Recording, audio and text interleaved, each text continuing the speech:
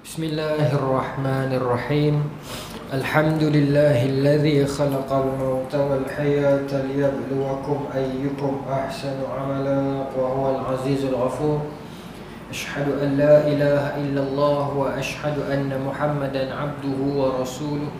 Wa nusalli wa nusallim ala sayyidina Muhammadin wa ala alihi wa sahbihi ajma'in. Radina billahi rabba wa bil islami dina wa bi Muhammadin nabiyya wa rasula.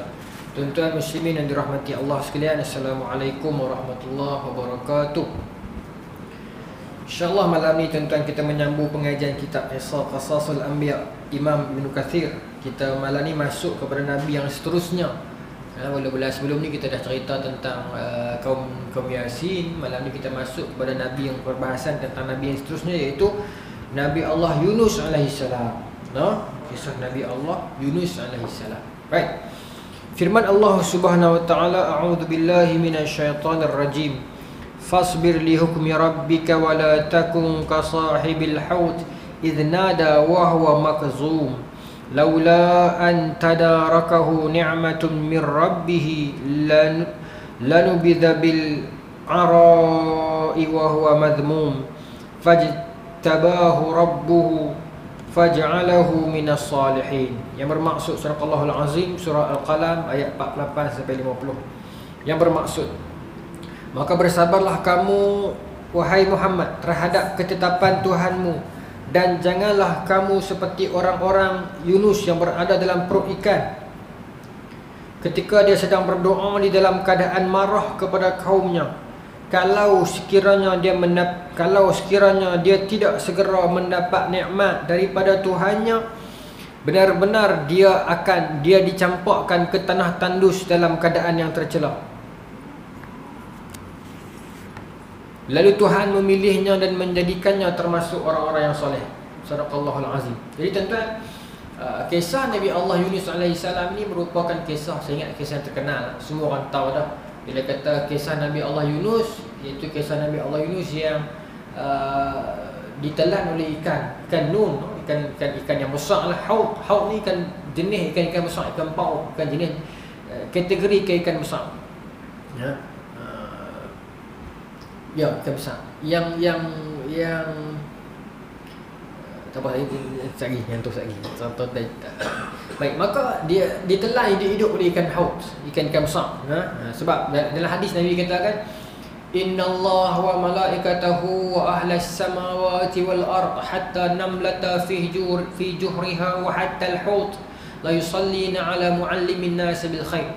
Allah Subhanahu wa taala serta para malaikatnya serta para penduduk langit dan bumi, serta sehinggakan hatta namlah fi juhriha, sehinggakan semut di dalam sarang mereka, wa hatta al-hut, dan sehinggakan ikan yang besar-besar, ikan paus di dalam dasar laut, la yusalluna ala muallimin nas bil khair. Semuanya itu mendoakan kepada orang yang sentiasa mengajak orang untuk buat baik. Ataupun orang muallimin nas bil khair, orang yang mengajak orang dengan baik. Maka orang-orang yang rajin ataupun orang yang senantiasa memberi panduan kepada orang, mengajak orang dalam bidang apapun yang baiklah, maka kata Nabi, Allah, malaikat, penduduk langit dan bumi, sehinggakan para semut di dalam lubang mereka, sehinggakan ikan paus dalam dasar laut, semuanya mendoakan orang begini. Jadi haut, saya nak perkataan haut tadi tu. Sebab ayat disebut wala takun ka sahibil haut iznada wa huwa makzum. Jangan kamu jadi seperti mana sahibil haut, orang yang ditelan oleh ikan paus itu ketika mana dia berlalu dalam keadaan dia marah. Ayat ni tu diturunkan kepada Rasulullah SAW. Allah nak beritahu kepada Nabi Muhammad agar jangan jadi macam Nabi Yunus dulu. Adakah bermaksud Nabi Yunus salah dan berdosa? Nabi Yunus Nabi, cuma dalam bab itu Allah telah pun berikan pengajaran kepada baginda. Itu saja. Tapi Allah pesan kepada Rasulullah, jangan tinggalkan kaum dalam keadaan marah. Apa isu dia? Isu dia Nabi Yunus telah pun dakwah kepada kaum dia. Kemudian kaum dia tak mau dengar. Kemudian ditinggalkan kaum dia dalam keadaan marah. Itu yang kata wahwa makzum, dalam keadaan dia marah. Jadi Allah tak bagi tinggalkan kerja dalam keadaan begitu. Tak boleh, kena sudahkan. Hidayah milik Allah. Usaha, ikhtiar milik kita. Kita usaha, tapi hidayah milik Allah. Jadi bila Nabi Yunus tinggalkan benda itu, maka Allah beri sedikit pengajaran kepada Nabi Yunus. Sebab tu kata Allah dalam ayat tadi, laula an tadarakahu ni'matun min rabbih lanubidha bil ara'i wa huwa mazmum. Kalau dia tak dapat rahmat Tuhan, nescaya dia akan tercampak ke lembah yang tandus. Baik. Para ahli tafsir mengatakan bahawa Allah Subhanahu wa taala mengutus Nabi Yunus AS kepada penduduk Nainui, ataupun setengah buku dia terjemah kata Ninawa kan. Dalam fiqh sirah Syekh Al-Ghazali dia sebut cerita pasal ni. Yang Rasulullah SAW balik kepada Taif dalam keadaan lemah, datang seorang lelaki tu kan, Ahdas tu, Nabi kurma tu, dia daripada Ninawa kan. Kan Nabi kata, adakah itu kampung Yunus? Maka Ahdas tu kata, macam mana awak tahu? Maka kata Nabi SAW, Yunus adalah saudara aku, dia ialah Rasul sama macam aku. Maka Ahdas cium tangan Nabi kan. Ada kisah tu dalam fiqh sirah Syekh Al-Ghazali. Maka ada sebut Ninawa, ada sebut Nainui, dan daerah Al-Muwassil. Baik. Dia menyuruh penduduk Ninawa ni ataupun Nainui ni, menyuruh mereka kepada Allah. Namun mereka mendustainya dan mereka tetap dalam keadaan kekafiran dan keingkaran mereka. Setelah hal itu berlangsung lama, maka Yunus pergi dari tengah-tengah mereka seraya mengancam mereka akan datangnya azab setelah 3 hari lagi. Baik. Ibn Mas'ud, Mujahid, Sa'id bin Jubair, Qatadah dan beberapa ulama salaf dan khalaf yang lain berkata, setelah Nabi Yunus pergi meninggalkan kaumnya dan mereka benar-benar menyaksikan akan datangnya azab itu, ternyata Allah membangkitkan dalam hati mereka untuk kembali dan bertaubat kepadanya. Mereka menyesali terhadap apa yang mereka lakukan terhadap Nabi Yunus. Lalu mereka pun menghadap kepada Allah, bertaubat, menundukkan diri kepada Allah. Bukan sahaja mereka, lelaki, perempuan, anak-anak kecil maupun orang tua, semuanya menyesali kesalahan mereka. Bahkan semua binatang ternak, kerbau, lembu, kambing, unta dan binatang-binatang yang lain ikut merintih, meraung dan menangis seakan-akan mereka memelas, memohon kepada Allah agar kiranya diampunkanlah dosa mereka. Ini dalam syarah lah, tadi kita akan pergi lebih detail lah. Tapi ala kulli hal, yang saya baca tadi dia rangkap itu, dia nak bagi tahu whole story, pandangan sarwa. Nabi Yunus dah dakwah kaum dia tak mau dengar. Akhirnya Nabi Yunus kata, tak apalah, tak mau dengar, sudahlah. Tapi wahwa makzum, pergi dalam keadaan yang marah. Adakah bila azab itu sampai, Allah akan signalkan Rasulnya, para mursalin, keluar dulu. Seperti mana Allah hantar malaikat pergi jumpa dengan Nabi Lut, kita bincang sebelum ni kan, suruh keluar. Sebab kata malaikat, azab akan kena kepada kaum ini pada waktu subuh. Kan alaysa subha qarib, bukankah subuh dah dekat? Keluar cepat. Banyak berlaku begitu. Dalam konteks umat Nabi Yunus ni pun sama, tapi Nabi Yunus keluar dulu dan keluar dalam keadaan marah dan tinggal. Isu dia yang tu. Tapi tuan-tuan, menarik kisah Nabi Yunus ni, dia boleh jadi satu silibus motivasi yang sangat berkesan, yang sangat menarik. Kita akan tengok bagaimana Allah buat bila mana Nabi Yunus telah pun berlalu, pergi dalam keadaan marah. Apa jadi kat kaum dia? Kaum dia tiba-tiba berubah. Allah campakkan hidayah kepada kaum dia. Baik, kita tengok sekali macam mana. Baik.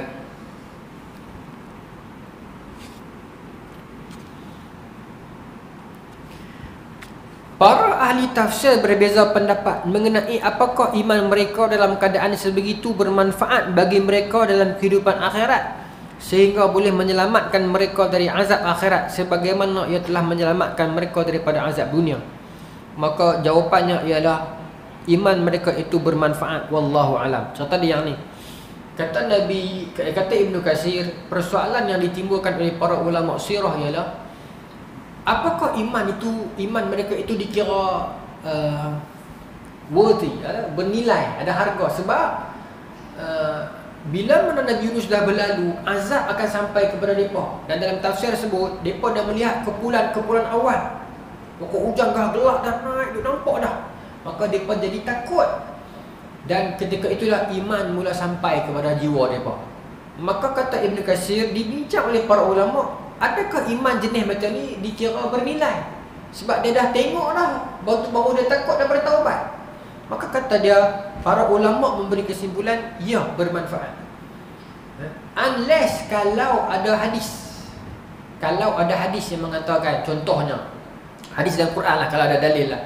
Contohnya bila dikatakan bila naik matahari daripada barat, ataupun bila mana nyawa dah atas pada qarah-qarah dah tak terima dah atas pada tu lagi. So itu okey. Walaupun dia dah nampak semua dah, tapi tak terima dah. Macam Firaun, bila mana nyawa dah ada di qarah-qarah, dah di hujung dah, dia beriman, dia kata amantu bi rabbi Musa wa Harun, tapi dah tak bernilai dah pada masa tu kan. Jadi tapi dalam konteks ini bila dia takut dengan azab yang nak sampai itu, maka dia beriman dan berubah. Dan kata ulama, yes, masih diterima iman itu. Sebab itu azab itu tak kena pada depa. Tak kena pada depa. Kata Allah Subhanahu wa taala, a'udzubillahi minasyaitonir rajim, wa arsalnahu ila mi'ati alfin aw yazidun fa amanu famatta'nahum ila hin. Dan kami utuskan Nabi Yunus kepada 100,000 orang dan lebih, lalu mereka beriman. Karena itu kami anugerahkan kenikmatan hidup kepada mereka hingga waktu tertentu. Maksudnya bukanlah Allah hantar Nabi Yunus dakwah terus dia beriman. Tidak, dia tak beriman dulu, dia tolak Nabi Yunus. Nabi Yunus pun telah berdakwah, dia tak mau dengar juga. Maka akhirnya Nabi Yunus tarik gear reverse, tinggalkan mereka naik kapal. Sekarang kita cerita yang tu. Masa tu lah mereka tengok ancaman azab dan mereka beriman. Ulama bincang, adakah 100,000 itu setuju dah? 100,000 berapa? Yang tu kita tak payah ni lah tuan-tuan. Dia perbahasan ni panjang lah. Ada sebut 100,000, 30,000. Ada sebut 130,000. Ada kata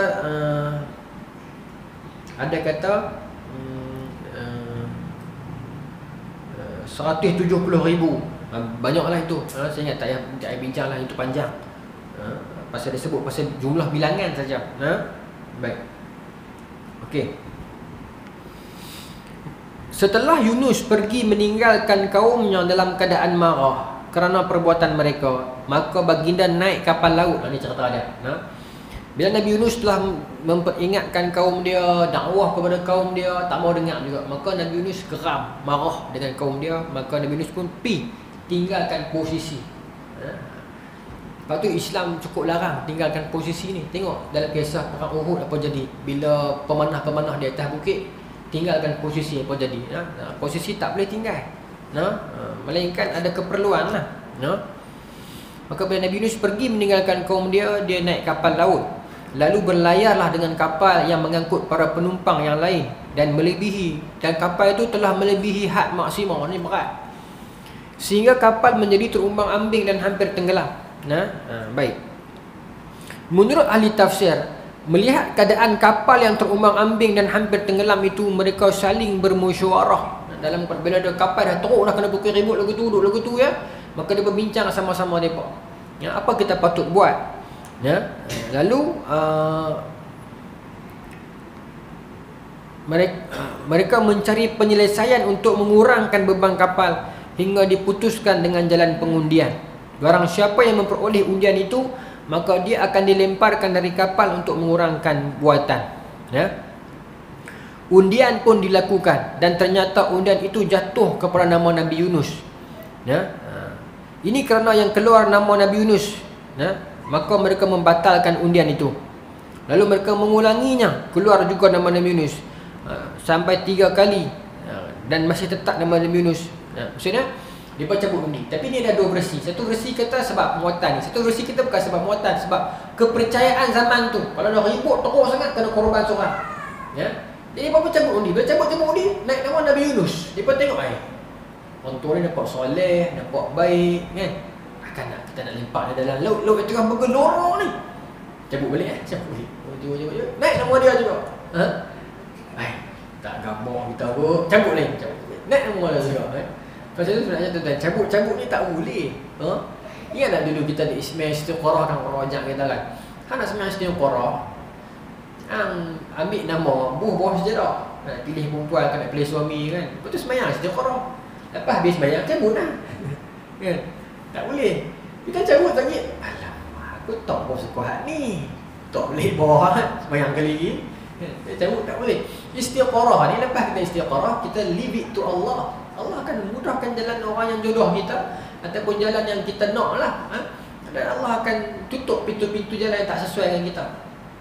Satu lagi orang suka buat apa? Garpu talau, yang buka niat, aku nak jawapan apa, buka, tak penunjuk ayat pertama, itulah Allah sedang bercakap dengan kamu. Allah tak, tak boleh tuan. Ini banyak ni penyakit akidah moden ni sedang berleluasa sekarang ni. Orang dia mereka-reka amalan, mereka-reka fadilat, mereka-reka banyak benda yang kata bina besar ni. Yang jadi masalah besar sekarang macam tu. Kadang-kadang minta maaf sebut pakar-pakar motivasi pun kadang-kadang dia main sebut dia. Buka Quran, buka surat pertama yang Allah takdirkan baca. Dia pakai persoalan takdir.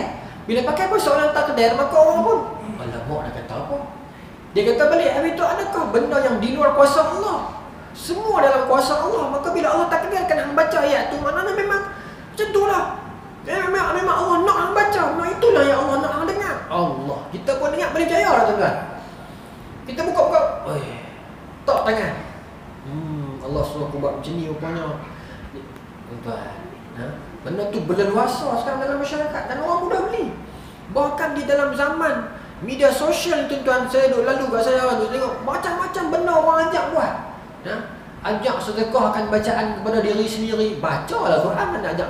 Niat pula sekali-sekali ada bacaan pula. Okey, aku hadiahkan pahala bacaan ini kepada diriku sendiri.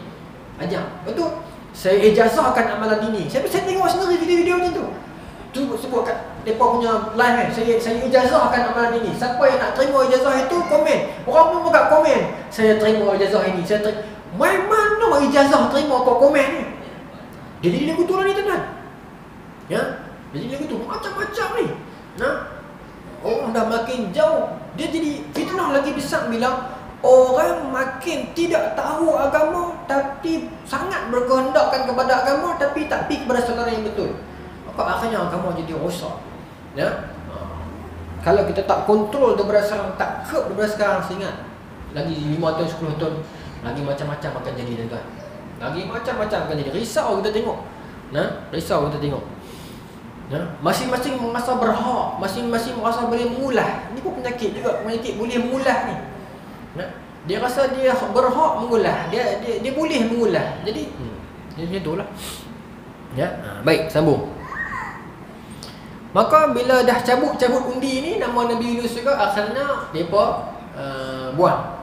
Nabi Yunus kata tak apalah, dah 3 kali 5 akun, maksud memang Allah nak aku jugalah. Allah nak aku juga, maka dia fahamlah ini mungkin aturan Allah, memang nak aku. Ini teguran daripada Allah, maka dia redha dan dia terjun. Bila dia terjun, sebut dalam ni, ketika Nabi Yunus dicampakkan ke dalam laut, lalu Allah mengutuskan ikan besar dari laut yang hijau untuk menelannya. Atas perintah Allah, ikan itu tidak memakan daging Yunus dan tidak juga menghancurkan tulang-tulangnya. Ikan itu pun membawanya berenang mengharungi lautan. Ini ikan tu telan Nabi Yunus lah, bahasa mudah dia. Ikan yang besar itu telan Nabi Yunus dan masuk dalam lautan. Ada kaul yang mengatakan ikan yang telan Nabi Yunus tu, ikan tu pula ditelan. Maksudnya hidup atas hidup. Main mana cerita ni? Cerita tafsir ayat surah Yunus, kisah Yunus. Bila Nabi Yunus kata fanada fi zulumat, kata Allah, bila mana dia berdoa kepada Allah di dalam darkness, dalam kegelapan zulumat. Maka ulama kata, kenapa zulumat ini jamak? Kerana bukan satu kegelapan, tapi ada 3 kegelapan. Kegelapan dasar laut, kegelapan dalam perut ikan, dan another ikan. Satu pendapat. Pendapat yang kedua kata kegelapan malam, kegelapan dasar laut, dan kegelapan dasar laut, perut ikan. 3. Sebab ikan paus dia berenang 2,500 meter. Betul tak? Itu area dia 2,500 meter. Dia ada bawah pada tu lagi, header zone, blind zone, yang mana ikan dalam tu semua buta-buta. Bukan buta, mata dia tak function, jadi dia pakai wifi, Starlink ke apa tak tahu. Tengah hibur isu Starlink kan. Tapi dia, saya tengok, contoh tengoklah Netflix punya National Geography yang apa, The Planet tu kan, The Ocean tu, bagus. Dia cerita pasal ikan-ikan yang rupanya ikan yang kita tahu less than 10% saja. Ada 90% lagi hidupan laut yang kita tak tahu.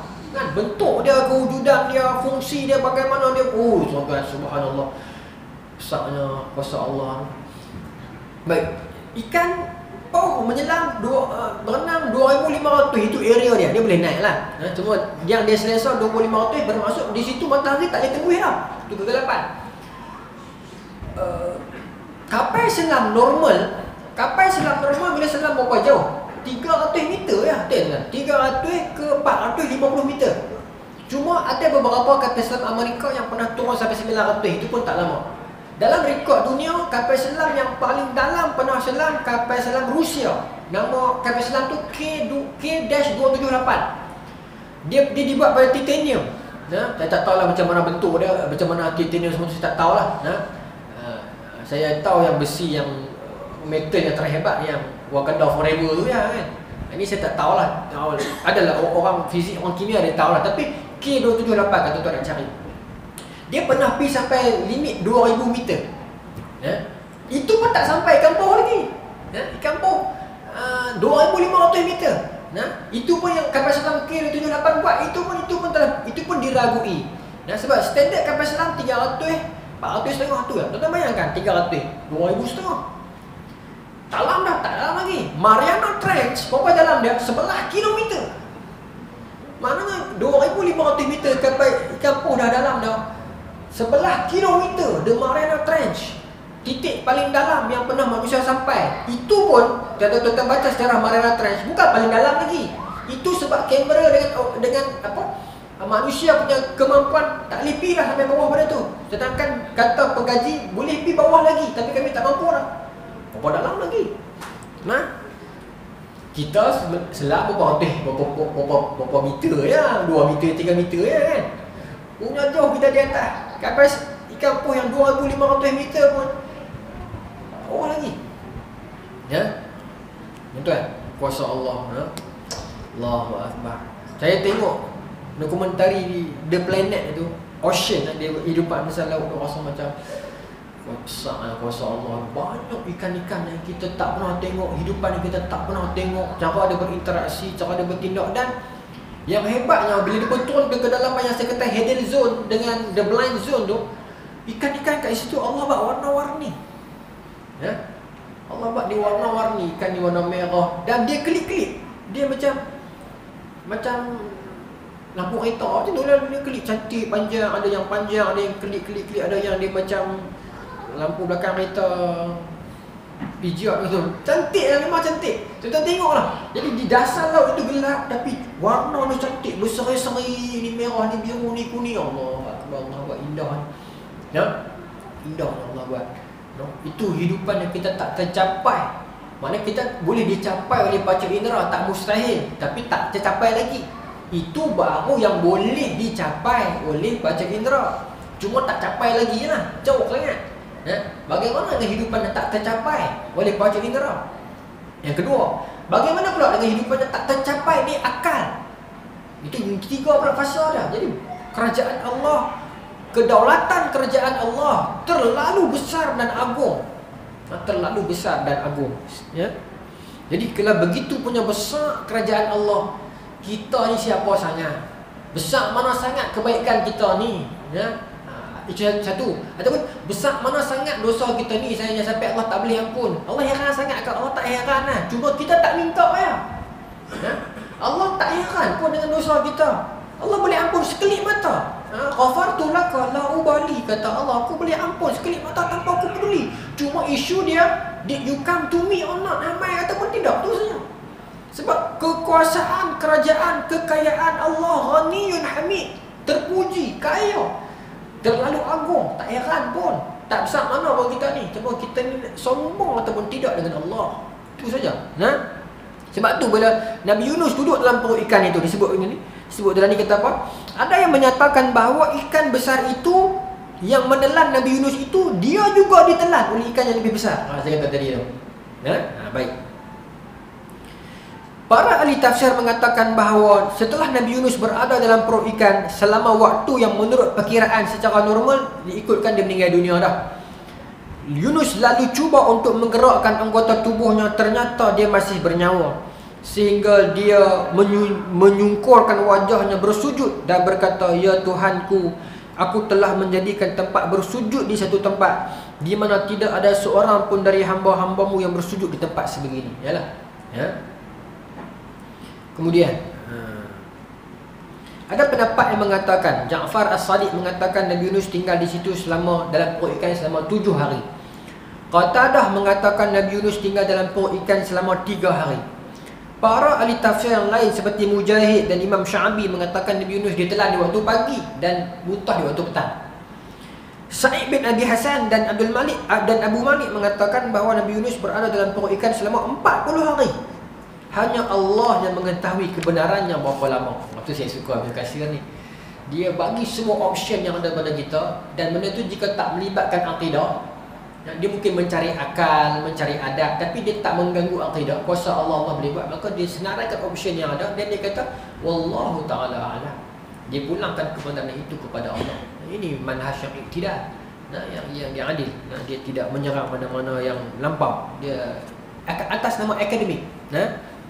Baik. Ketika Nabi Yunus berada dalam perut ikan dan dibawa berenang mengharungi lautan, maksudnya Nabi ikan pun berenang lah kan, Nabi Yunus dalam tu, Nabi Yunus mendengar suara tasbih ikan-ikan besar dan ikan-ikan yang lain. Dia dengar. Allah takdirkan Allah bagi dia dengar semua hidupan-hidupan yang sedang bertasbih kepada Allah Subhanahu Wa Taala. Macam hadis yang saya baca awal tadi tu kan, semua makhluk bertasbih dan berdoa kepada Allah Subhanahu Wa Taala. Baik.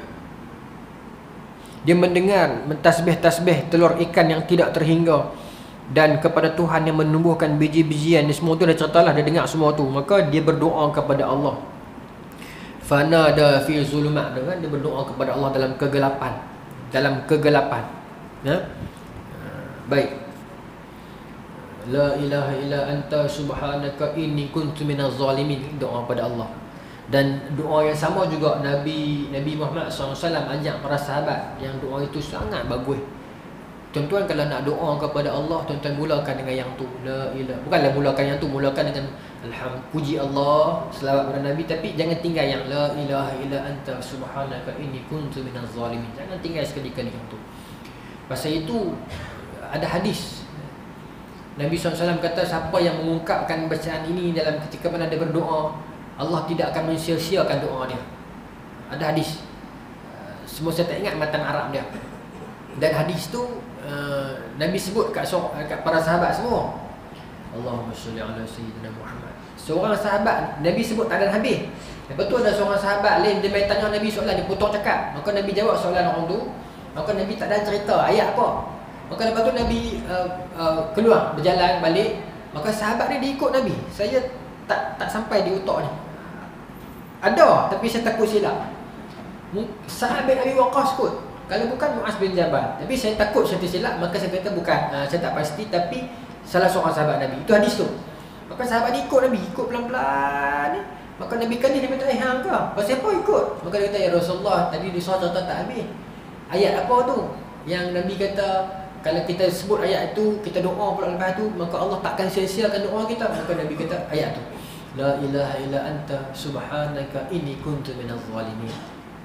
Jadi kita masukkan dalam doa kita, seorang-seorang makin tengah malam ataupun doalah bila pun hari ta apa-apa, la ilaha illa anta subhanaka inni kuntu minaz zalimin. Baru kita sebut doa kita. Kita mengakui dosa kita dulu, tidak ada Tuhan selain Engkau. Subhanaka, maha suci Engkau, inni kuntu minaz zalimin, aku hamba yang zalim ya Allah. Kita mengaku dulu. Sebab tu kata Nabi, innal abda idza atarafa bi dhanbihi thumma taballahu alaihi. Seseorang hamba itu bila mana dia mengiktiraf dosa dia sedar diri dia ada dosa, kemudian dia bertaubat kepada Allah, sekaligus Allah akan ampunkan dosa dia. Kita sedar diri, ya Allah, aku banyak dosa ya Allah. Tu kita dah zikir, tubna ilallah wa raja'na ilallah wa nadimna ala ma fa'alna. Kami bertaubat padamu ya Allah, wa raja'na ilallah, kami kembali padamu ya Allah, wa nadimna ala ma fa'alna, kami menyesal atas tindakan kami yang lalu ya Allah. Kita zikir, kita sebut kan. Baik. Sambung no. Maka Nabi Yunus berdoa dalam keadaan yang sangat gelap. Ibn Mas'ud, Ibnu Abbas, Amr bin Maimun, Sa'id bin Jubair, Muhammad bin Ka'ab, Hasan, Qatadah, Ad-Dhahak, disebut nama semua para ulama, mengatakan bahawa keadaan gelap yang dimaksudkan itu ialah kegelapan perut ikan, kegelapan dasar laut dan kegelapan malam. Manakala Salim bin Abi Ja'ad berkata, ikan besar yang menelan Yunus itu juga ditelan oleh ikan yang lain yang lagi besar. Ini menyebabkan keadaan gelapnya itu menjadi 2 kali ganda, ditambah lagi kegelapan laut, menjadikan 3 kali ganda gelap. Itu zulumat. Gelap, gelap, gelap maknanya. Ya? Baik. Ada yang okey, saya jangan masuk lagi. Kenapa Allah perlu buat macam tu, tuan-tuan? Allah takdirkan bukan kesudahan. Pelak Nabi Yunus ini dia dimasukkan dalam perut ikan yang besar di dalam dasar laut, dan ikan itu pula ditelan oleh ikan satu lagi pula dalam dasar laut, dan fanada fi zulumat, dia berdoa kepada Allah dalam keadaan kegelapan yang bersangatan, dan Allah dengar doa dia. Ya. Allah dengar doa dia, dan Allah selamatkan dia daripada kesusahan dia. Ya.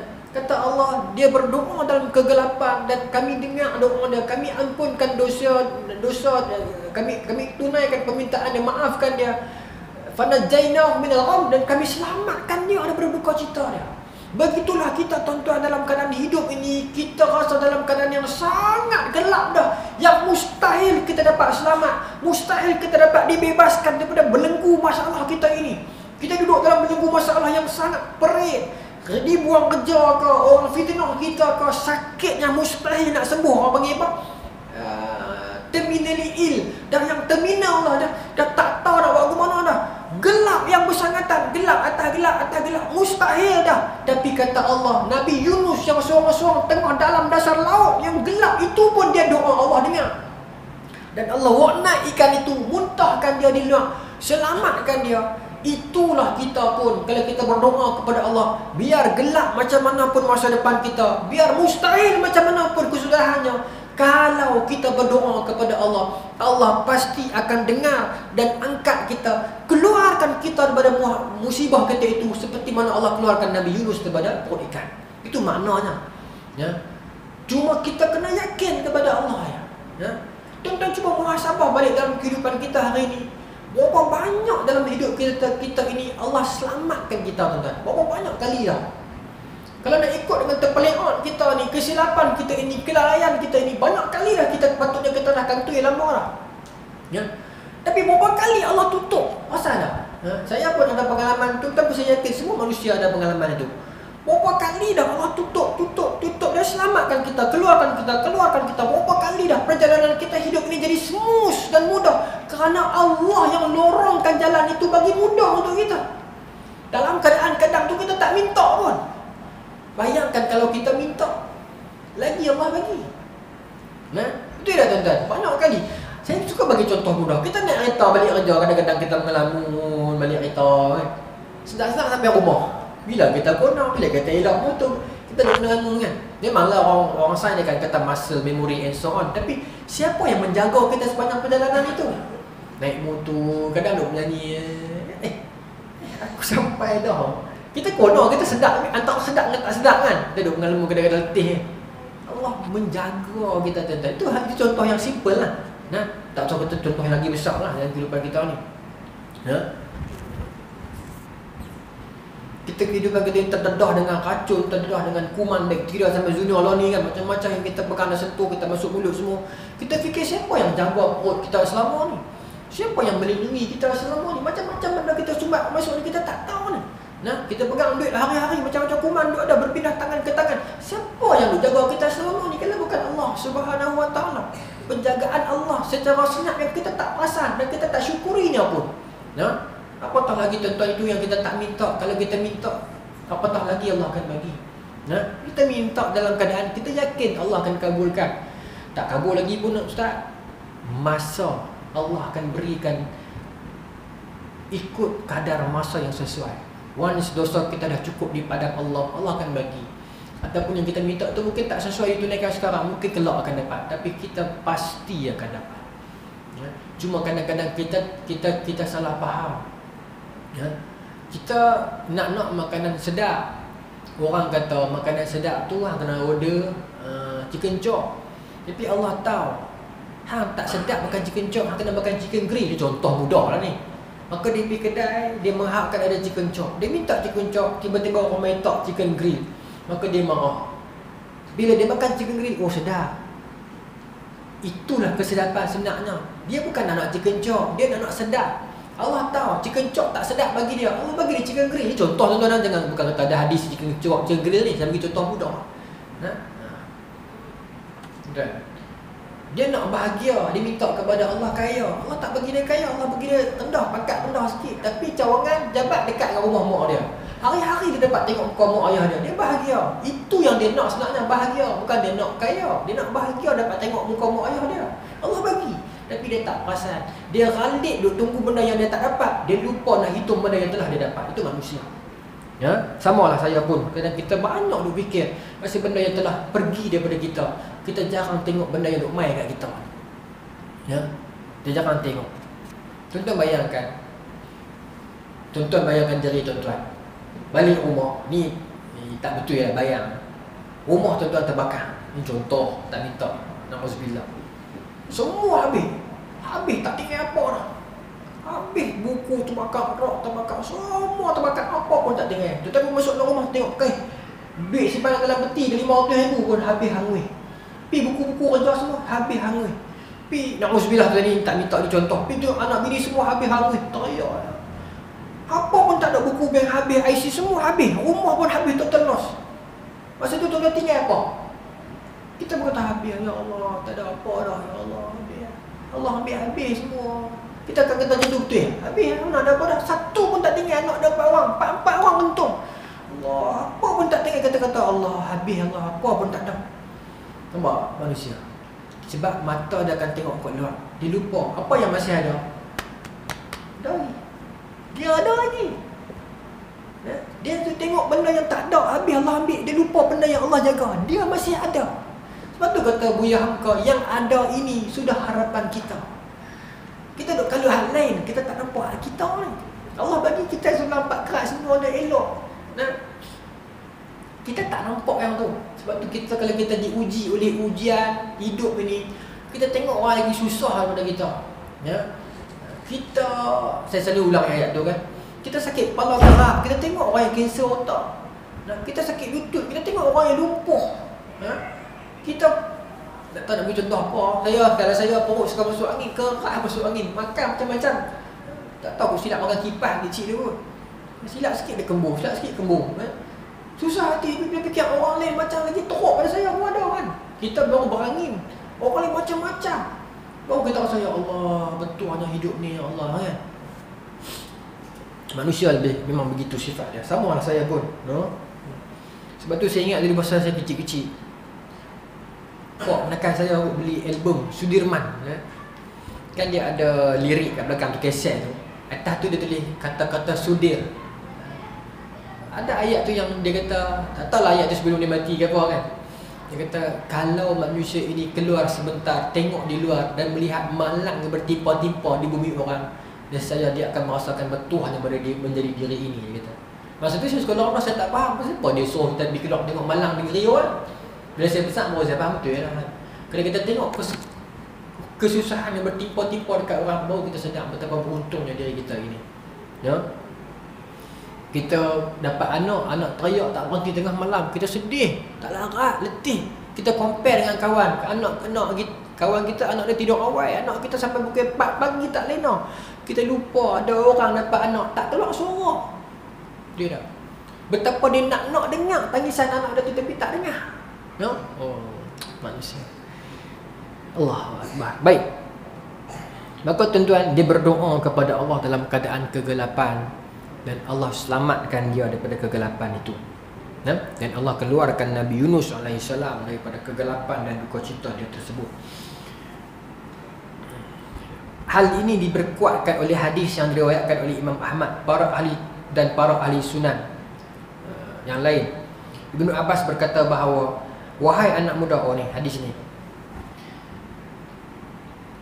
maukah kamu aku macam ni. Ada satu hadis Musnad Ahmad juga kata dalam Ibnu Katsir dan juga para sahibus sunan, para sunan yang lain juga riwayat dalam, kalau tuan-tuan dalam surau ni ada kitab pengajian bulanan Riyadhus Salihin, ada juga hadis tu Imam Nawawi masukkan, yang kata Ibnu Abbas cerita satu hari dia berjalan di belakang Nabi. Lepas tu Nabi kalih kat dia, Nabi kata, ya ghulam inni yu'allimuka kalimatin. Nabi kalih kepada dia, Nabi kata, wahai anak kecil, wahai anakku, wahai anak kecil. Abdullah bin Abbas ni dia sepupu Nabi. Sebab Abbas bapa saudara Nabi, tapi dia kecil. Abdullah bin Abbas kecil, dia budak. Sebab tu Nabi panggil ya ghulam. Bermaksud apa tuan-tuan? Nabi ambil berat pasal budak. Tuan-tuan tengok, kita ada anak kecil kan, tuan-tuan tengok apa yang Nabi ajak kat budak kecil. Ibn Abbas kecil macam ni, dia kanak-kanak. Ya ghulam inni u'allimuka kalimatin. Kalimatin dia kalikut. I'rab dia di kasrah sebab dia jamak muannas salim. Tapi kalimatin dia masuk di kasrah. Inni u'allimuka kalimatin. Aku nak ajak satu kalimat, kata Nabi kepada Allah bin Abbas, kata Nabi, ihfazillah yahfazuka.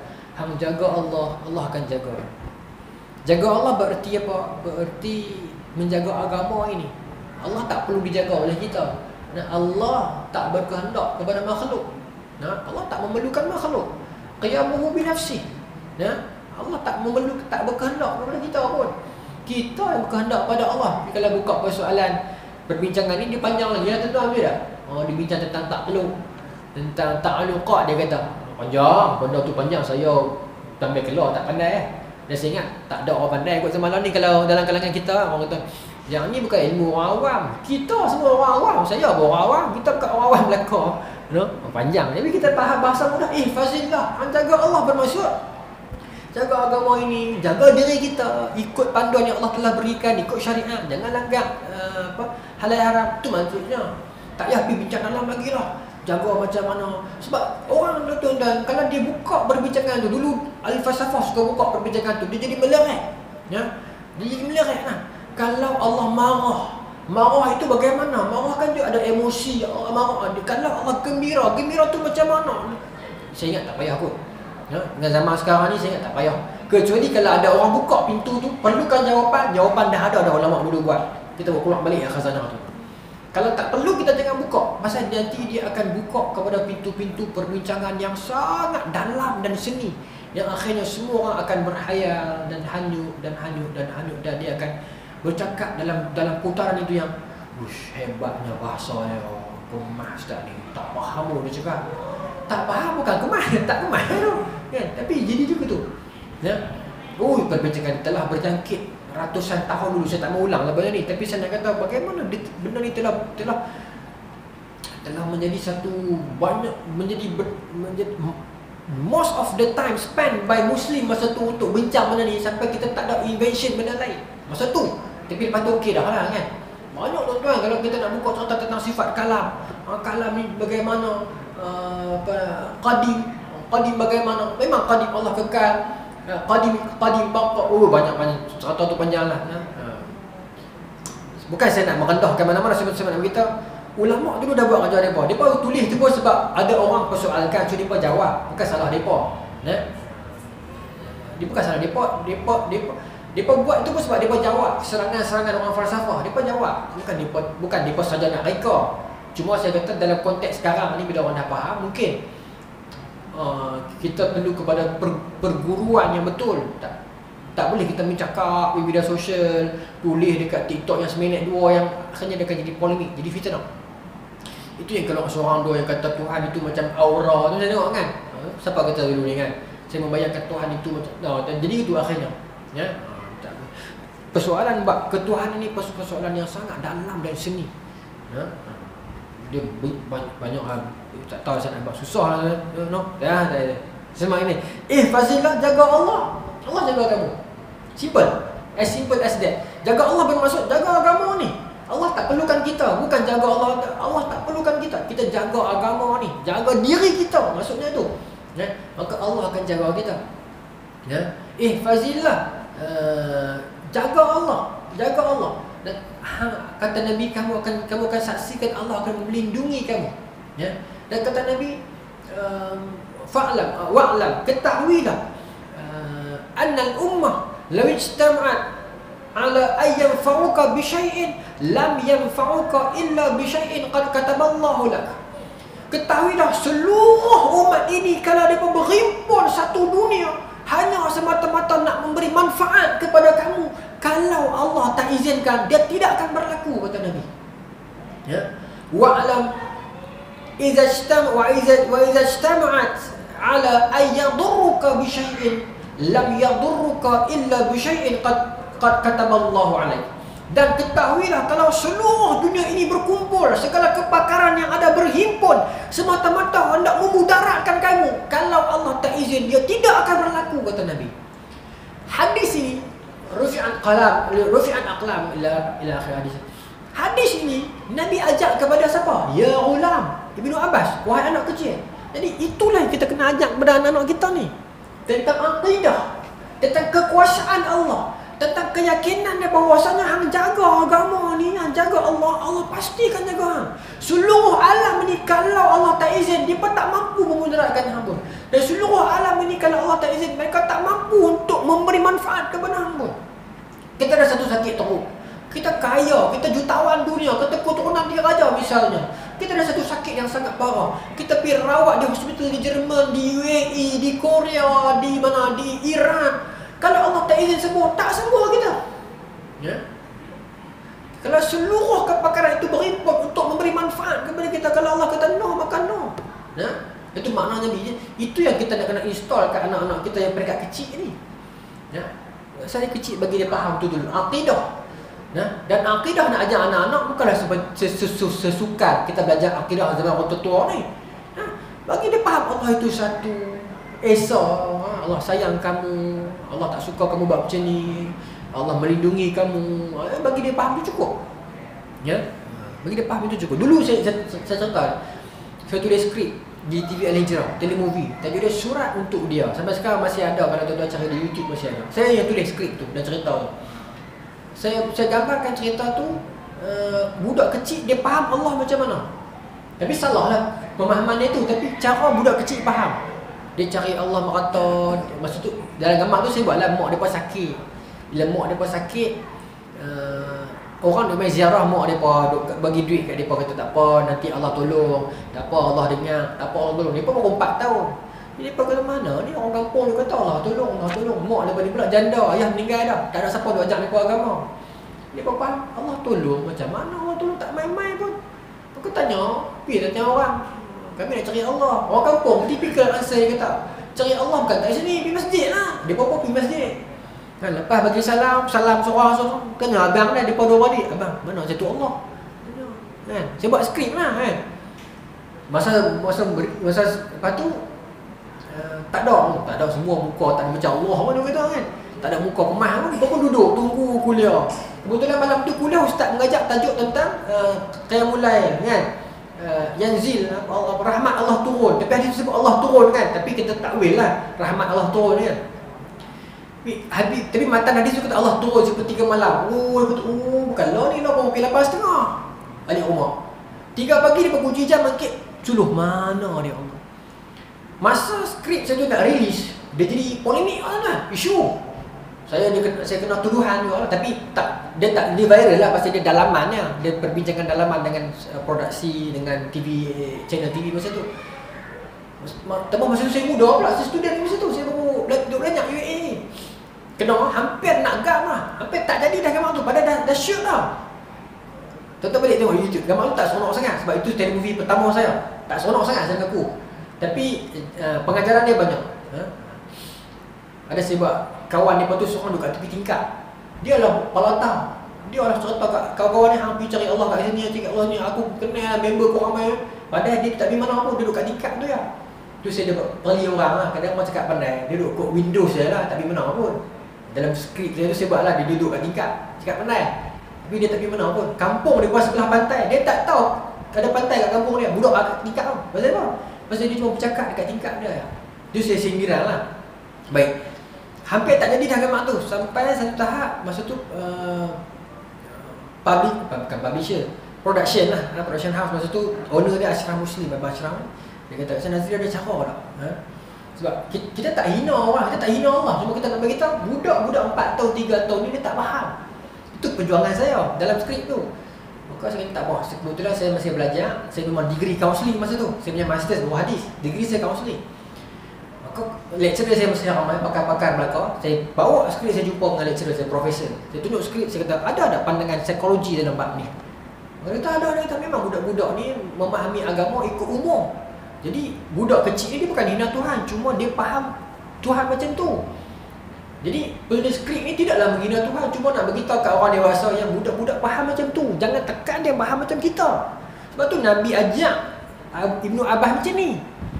Jaga Allah, Allah jaga kamu. Simple-simple. Ketahui dah seluruh dunia taklim macam tu. Maka alhamdulillah dengan job profesor saya tu tunjuk kat TV Hijrah, okey boleh lepas. Masuk ke TV.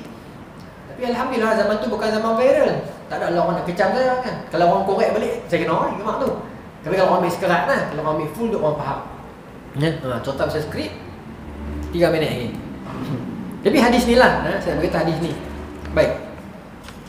Maka yakinlah kalau seluruh dunia berhimpun nak binasakan kamu, kata Nabi, kalau Allah tak izin, tak mampu. Dan kata Nabi lah hadis tadi, rufi'atil aqlam, qalam telah diangkat.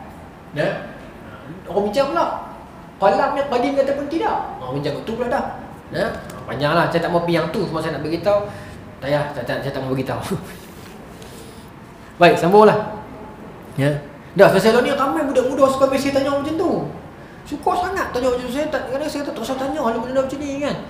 Duk seronok saya benda-benda yang tinggi, yang hanyut, yang saya kena dengar pun takut. Ya, bincang tentang sifat kalam Allah tu bagaimana, kan?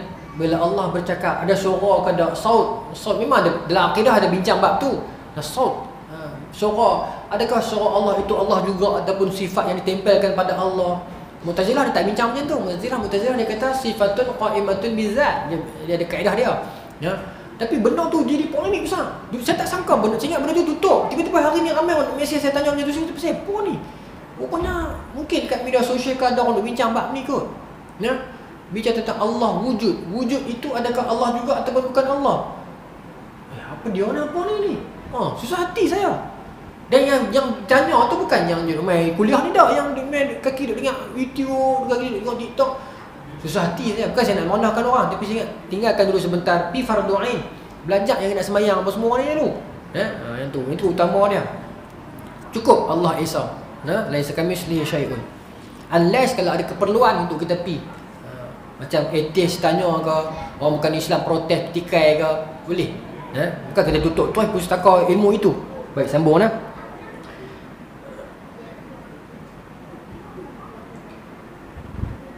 Okay, satu lagi, lepas Nabi Yunus telah dikeluarkan oleh Allah daripada perut ikan tu, saya tinggal just minit lah.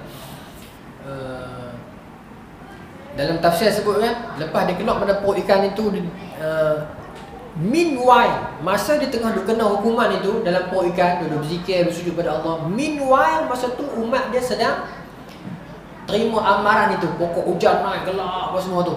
Masa tu lah mereka bertaubat pada Allah. Saya ingat saya tengok sana tuan-tuan, banyak lagi dah. Kalau banyak lagi kita pergi bulan depan. Kalau tak banyak dah, saya ingat sampai mana ni. Selai. Saya ingat saya tutup tu lah. Allah menyuruh ikan besar itu memuntahkan Nabi Yunus ke satu tempat tepi pantai yang gersang.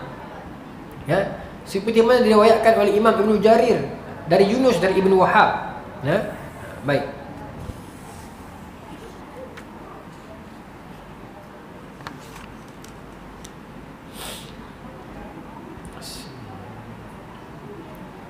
Saya ingat yang ni saya kena tahu bulan depan. Walaupun dia pendek, tapi dia banyak intisari dia. Sayang dia sedap cepat yang ni. Bulan depan lah. Dia pendek lah, dia selai. Satu dua muka surat. Tapi saya tengok ni intisari dia sedap. Yang sayang sangat kalau saya nak berdarah. Dia rugi lah kita nak belajar elok kan. Saya simpan yang ni. Cuma sebagai penutup, Allah sebut dalam Quran. Ya? Surah An-Nahl ayat 97. Kata Allah, man amila salihan, barang siapa yang buat baik dalam keadaan min zakarin wa unsa, wa huwa mu'minun. Ya. Kata Allah, siapa yang buat baik dalam kalangan lelaki ataupun perempuan dalam keadaan dia beriman kepada Allah, falanuhyiyannahu hayatan thayyibah. Saya tutup yang tu, surah An-Nahl. Ingat betul ayat ni. Kata Allah, barang siapa yang melakukan perbuatan yang baik, amalan yang baik dalam kalangan lelaki dan perempuan, wa huwa mu'minun, dalam keadaan dia beriman, fala nuhyiyannahu hayatan thayyibah, maka Allah akan ensure, dan Allah akan pastikan kehidupan dia itu hayatan thayyibah, kehidupan yang baik. Itu janji Allah. Pegang yang tu tuan-tuan.